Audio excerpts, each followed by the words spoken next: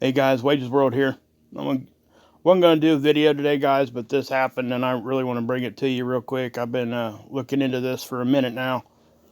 I am, my whole family's still sick, guys. As I talk here, you might hear me get a little raspy. I start coughing a little bit more when I start talking more. But I'm fine, just to let you guys know. I haven't, and I'm going to tell you guys this too. I'm not going to go to the doctor or the hospital unless I think I'm going to get admitted.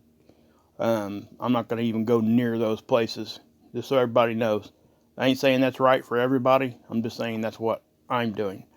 So, sorry, man. So that's what's going on with that. And I'll give you a little bit of an update on the COV-19 too. What's going on, at least in my opinion, with that. But this right here is kind of in the top of the news right this second. It's actually, I hate to say this way, but it's kind of nice to talk about something different than this stupid, COV-19 thing. But there's been a large earthquake over in Russia. I was actually making a different video, and Scott sent me a screenshot of it, and so I stopped what I was doing, and obviously I went went into this a little bit, and so yeah. So we're gonna take a look at this, and not only did we get the 7.5 over here off the coast of Russia, but there were a few other ones like globally that happened almost at the exact same time. When that happens, I tend to think that something, a lot of times that could come either from inside our planet or outside. I think that sometimes it's all related, especially when we see like a global type of, I don't want to call it an event because these other earthquakes I'm talking about are not huge or even big, hardly. But there was one like at Yellowstone, Old Faithful Geyser, there was actually an earthquake right there. Um, that kind of a thing. But it all happened right around the same time that this one did. So anyway, let's just look at this real quick because obviously I want you guys to be able to navigate through this. Okay. Now some of this information may change as we get more and more data in. Oh man, sorry guys. If I talk fast here, I'm just trying to get through this. I really wasn't planning on doing this. But anyway, so what we do here is we click on this and then we see this, right? I've shown you guys these boxes before and what's going on with this. Now this was out in the ocean. This was not on land. It was about, let's see if you look over here to the right, 56 kilometers deep, which is, I think it's like a little over 30 miles, I think, something like that. Anyway, that's not real deep and it's not real shallow. Okay, it's kind of what I would call kind of in the middle.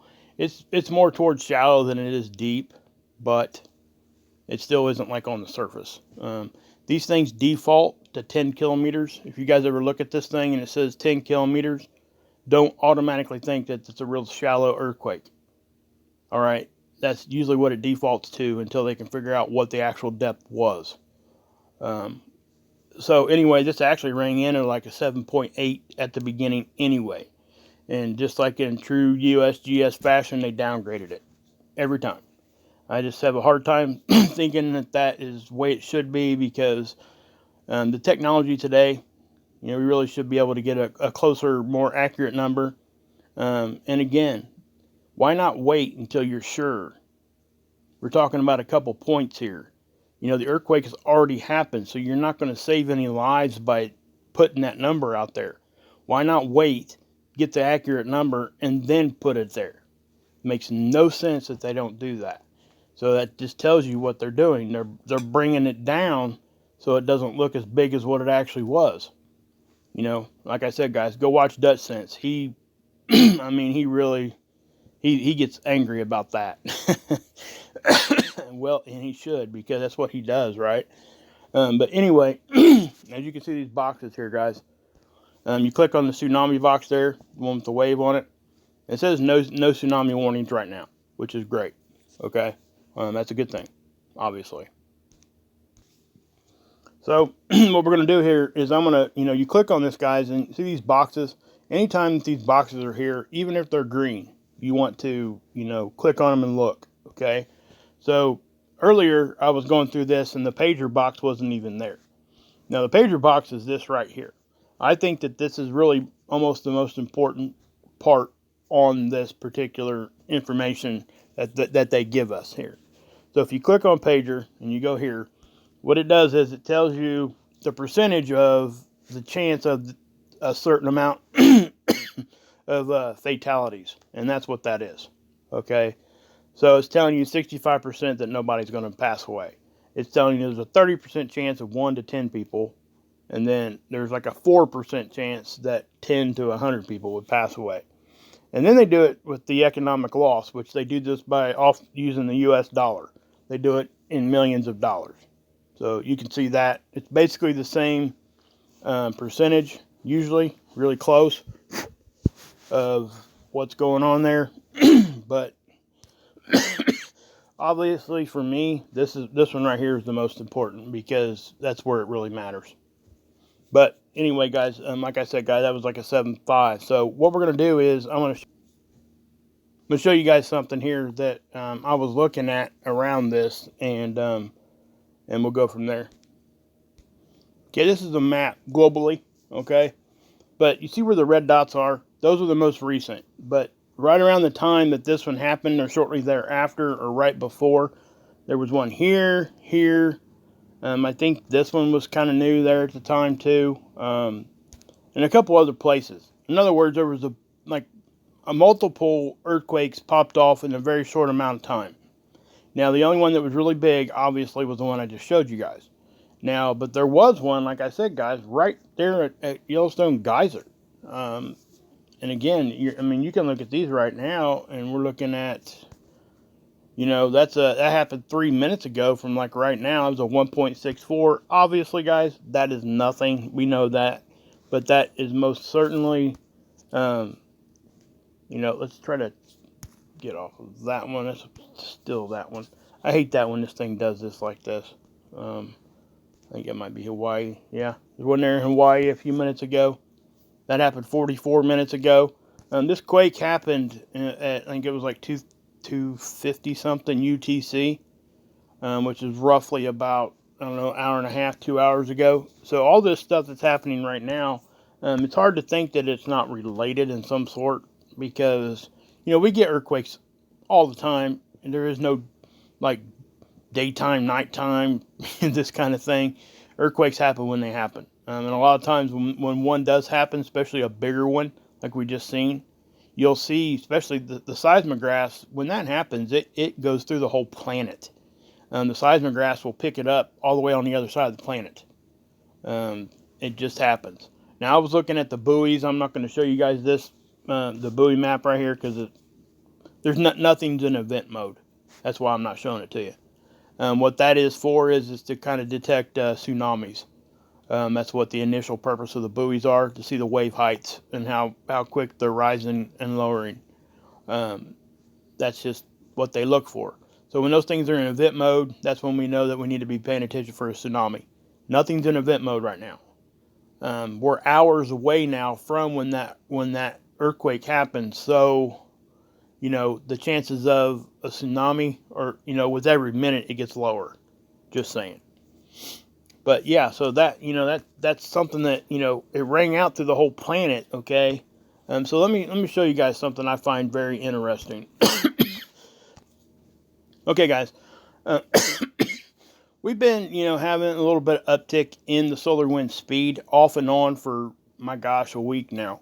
It seems to be not getting real high, but staying at a higher level, and just kind of small little waves is what I would call it, of increased speed. And it's been hitting our magnetosphere, and I really haven't been talking about it much because it really hasn't been doing much.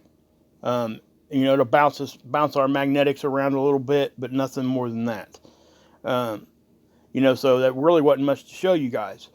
But with that being said, the sun's been, I don't want to call it like extremely active, but it's active in the sense that we're getting really, really like small CMEs, multiple ones, sometimes multiple in a day on the same side of the sun.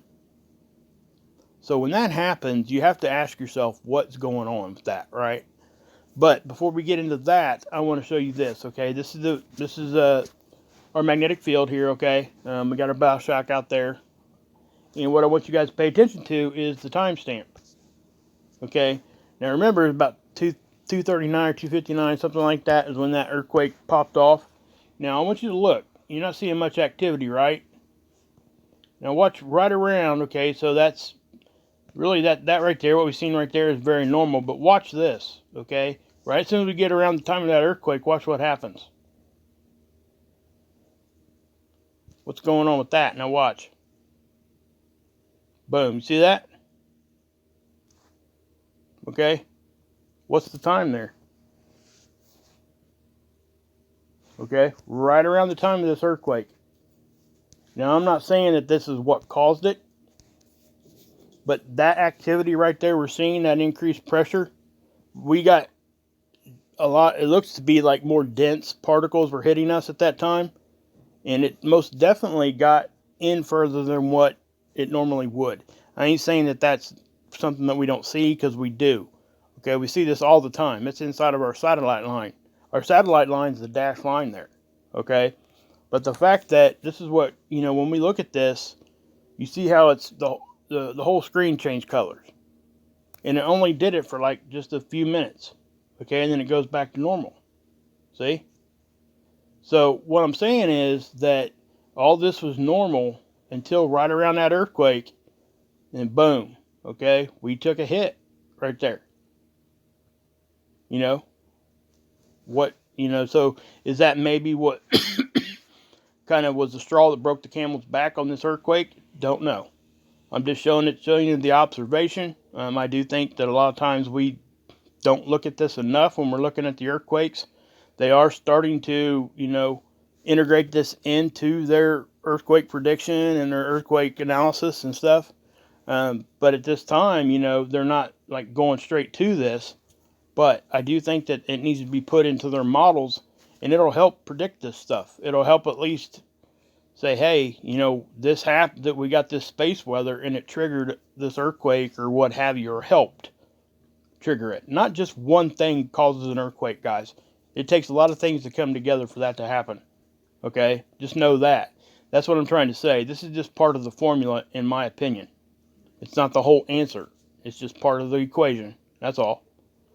But you can see, right around it to me, it's more. It's not a coincidence when we're not seeing too much going on, and then all of a sudden, right around that earthquake when it happened, we see that bam, that boom, right?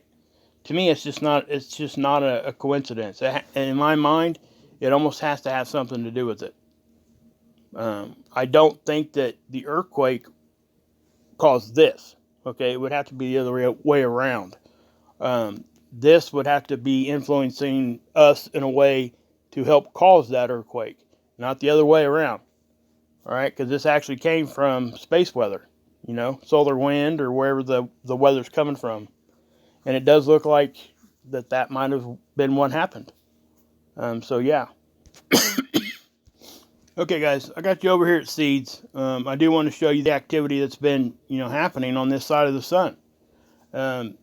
What I'm going to do is I'm going to take you back all the way to the 20th. And we'll start there. It actually even goes back further than that. We've been having consistent activity on the sun for over a week. I'm taking you back here to the 20th because that's when the bigger of the CMEs actually did happen. I've already showed you guys this, and Scott made that capture of what was inside there and all that kind of a thing. And I showed you guys that too. But I want to show you guys this, okay?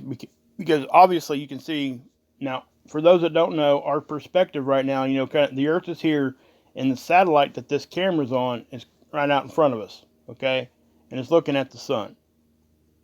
All right, this black thing is an occulter. It blocks the main part of the light from the sun so we can even get a capture. If that wasn't there, too much light would get in, it would be overexposed, and we'd be looking at nothing but a white screen. And that's what happens here. So that's our perspective from this camera. So just know that. So this energy is not coming at us, okay?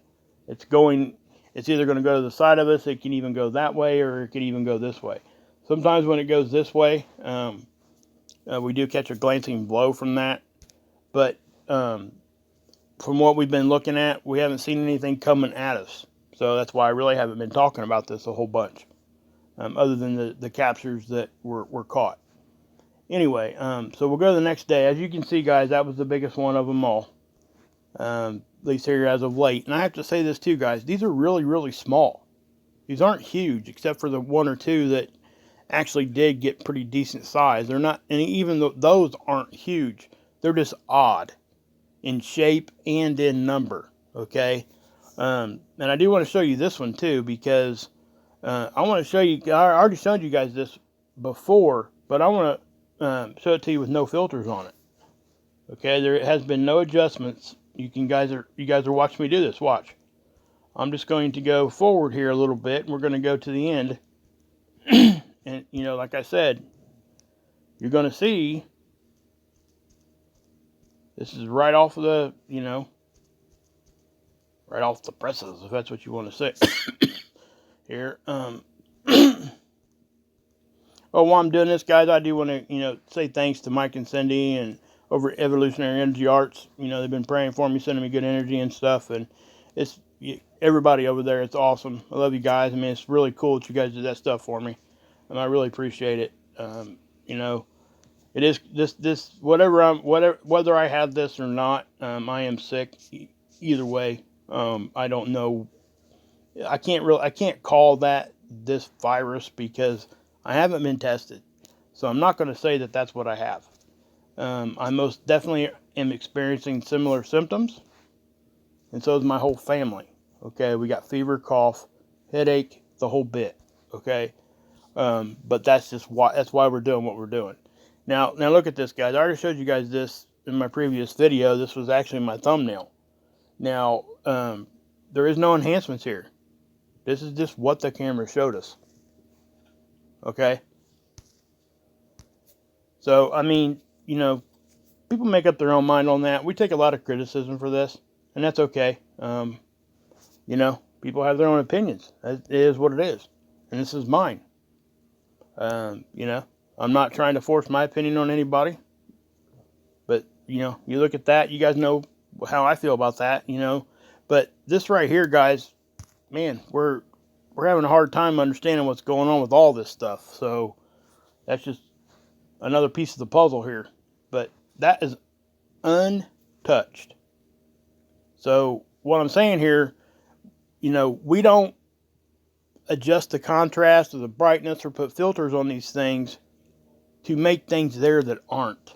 Okay? I want you guys to know that. Because we get accused of that sometimes, well, a lot of the time. And that is not what happens. If you can bring brightness down, bring contrast up, and if it actually shows something, it's there, guys. It's just you needed to adjust the lighting, pretty much, is what that means. Nothing more. It's still there. If you guys go look at the extreme ultraviolet on SDO or Soho, that's what those things are doing. They're looking at different angstroms of light. It's the same thing. It doesn't mean that something isn't there if it doesn't see it one angstrom and in the other. Our visual light spectrum is really, really small for our eyes. The light spectrum itself is so much more bigger than what we get to see. So that's what I'm trying to say. So, and I'm not trying to do anything other than just to explain that, hey, we don't do that. That's not what we do. We don't have to do it most of the time. It's there. And any other time that we do it is just to take some of the pixelization out most of the time, or change it to a different color so we could see it better. It's there. We don't look at something like a blank screen and then start adding filters and hope something shows up. That ain't what happens. Usually we'll catch it with our eye first, and then we just adjust the color and stuff to draw it out more so you guys can see what we're looking at. That's all that we do. I just want you guys to know that. Because some people don't understand that, and then we get, there's a lot of problems that comes with that. But anyway, that was that day. We'll go to the next. Okay, and I have to say, guys, these are not big again, all right? These are not big CMEs, but why on that side only? It would make sense that if something was going on, that, the sun's rotating. So anything that's active over here should eventually rotate right in front of us. And that ain't what we're seeing.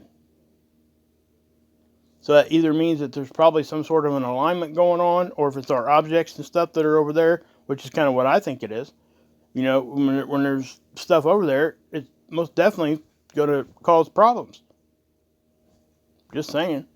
A lot of people have been asking me about Comet Atlas and all that. I am going to do a video on that. We got a few weeks before that actually is like right there. But yeah, it's definitely it's a comet that we need to look at because it most certainly is big. It's going to be bright and all that. There's a lot of stuff that's happening around that. So we will take a look at that. But we do have some time to look at that. Here's the 23rd. And the shape of this one here, I think, was it on the 23rd? I can't remember. But some of the data that was over on Cactus just came in, and Scott did a video on that. And when he got that, it looked like a tornado. It was really, really odd. I mean, man.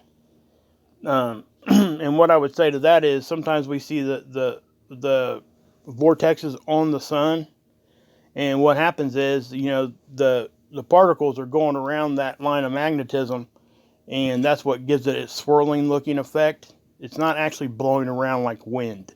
Okay, I have to put that out there. Well, people don't understand that. It's not wind. It's not like a tornado we see here. We're talking about lines of magnetism and particles and plasma following that line. That's why it looks like that. I've explained to you guys before, say this is the sun here and this is the earth. The interplanetary magnetic field lines that connect us, okay?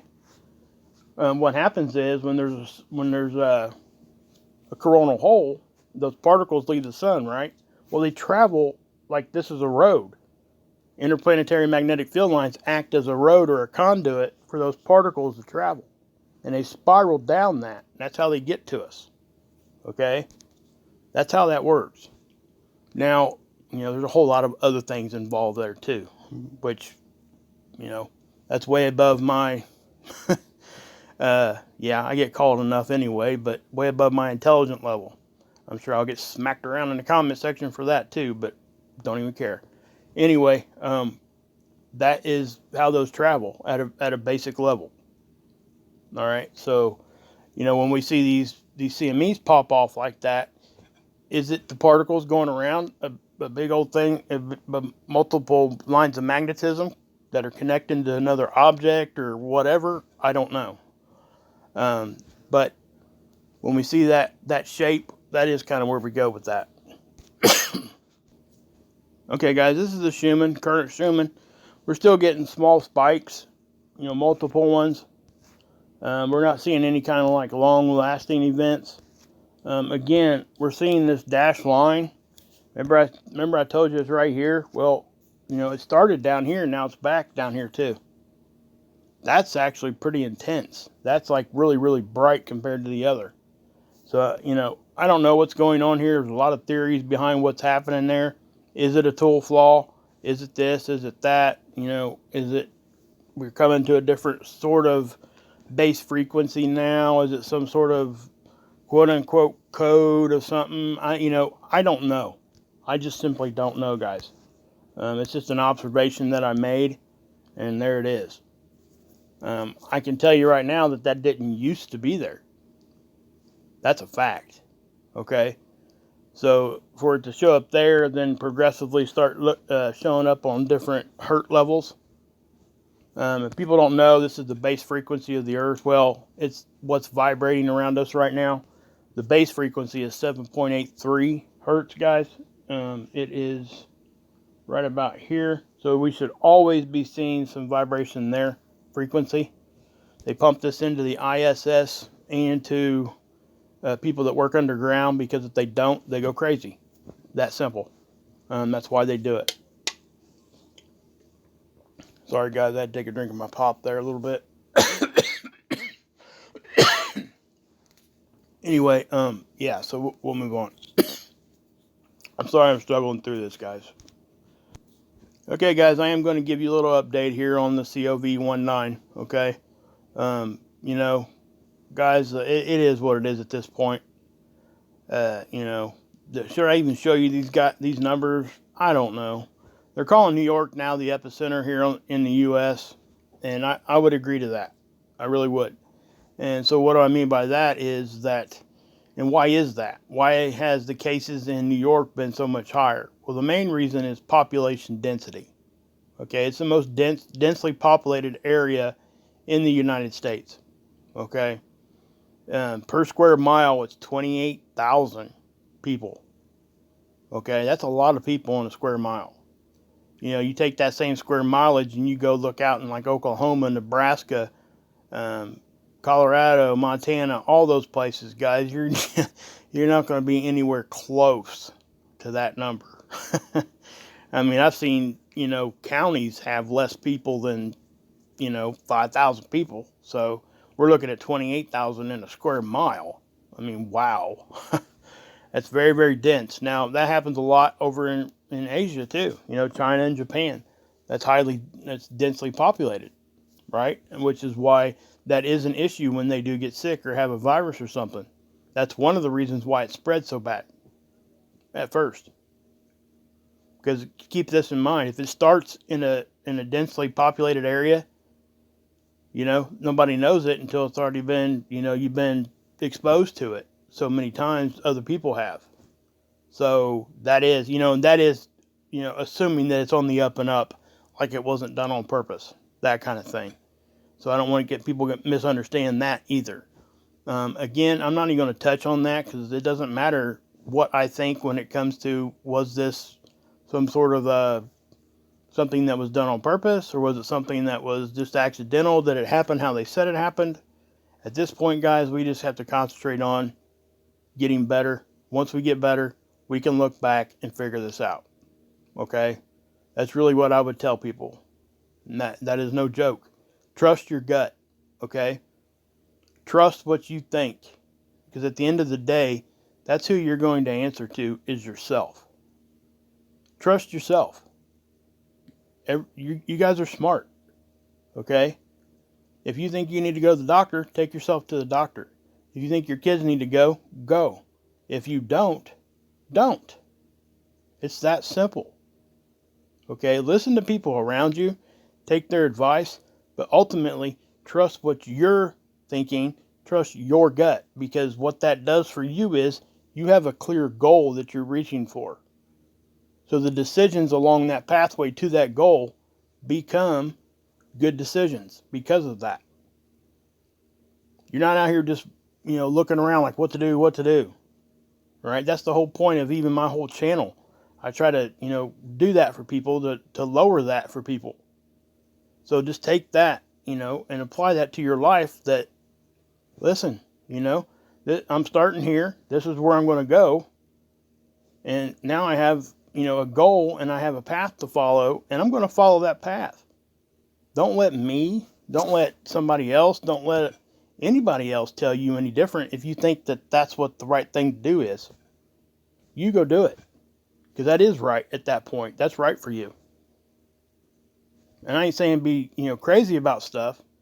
But what I'm saying is that if you take everybody's advice and you compute that in your own mind, and then you have a clear vision, or even if it's not completely clear, it's something that you're just saying, hey, I think I really need to do this way for my family and my kids. Well, you do that. Because if you don't, and then it works out bad, then you're like, man, I knew better. So just know that, okay? Trust yourself. That's what I'm trying to say. Trust your gut. Trust yourself. Pray, whatever you're doing there, okay? And that's what I would do that's what I'm doing in my own life. So just know that. Now the numbers here, guys, you know, obviously I do think that eventually, officially, our numbers are going to be above probably even China's. Maybe not, don't know. I do think we're going to surpass probably Italy. Maybe not in death count, don't know yet. We'll have to wait on that one. But, you know, and another thing, I'm not even giving an opinion on what's actually going on politically.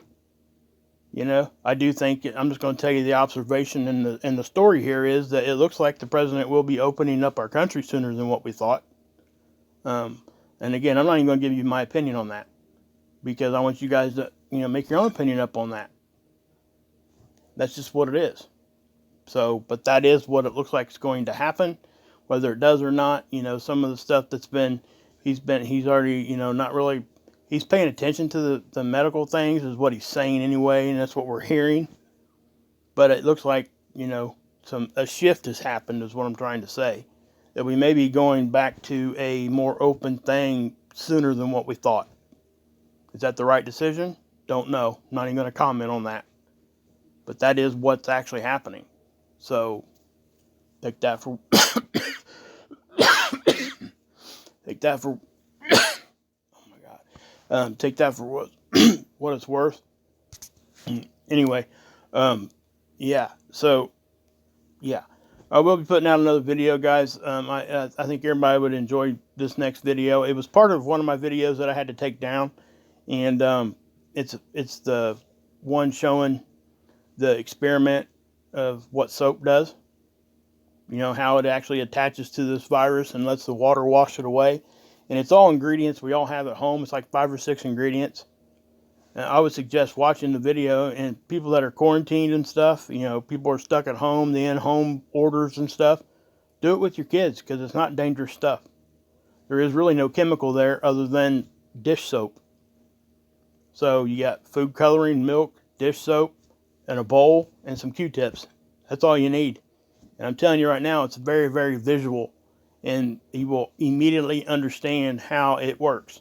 And I run through it on, I did the experiment myself. Only took like 4 or 5 minutes. So I am going to post that. So I want you guys to be able to see it.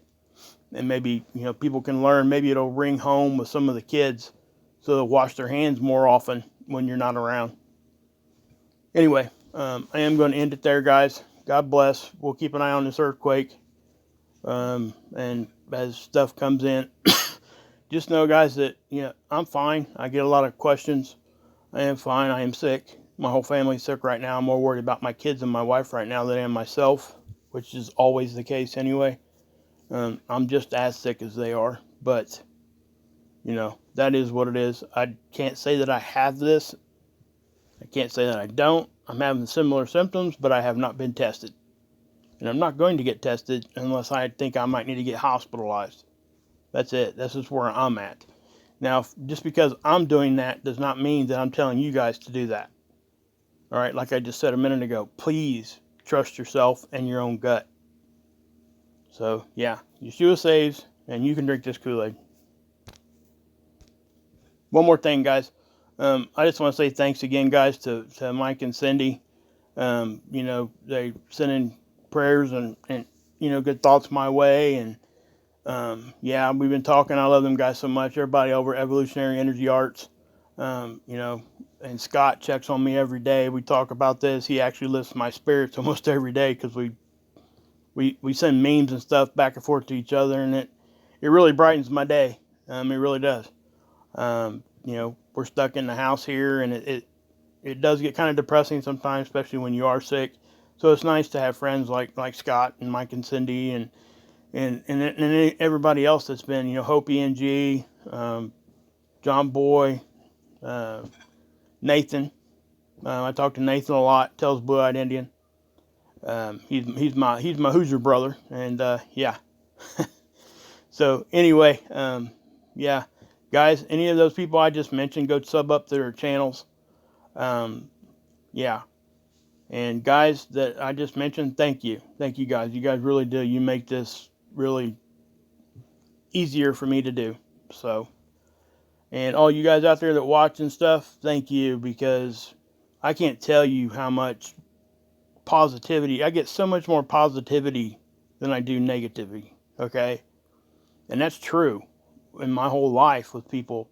And sometimes we forget that the world is filled with a lot more good than it is evil. We just tend to look at the negative more because sometimes it affects us in a greater way. We got to resist that and, focus more on the good. And I, just like I just did, pointing out my friends. That's where it's at, friends and family. So anyway, guys, God bless. Yeshua saves, and you can drink this Kool-Aid.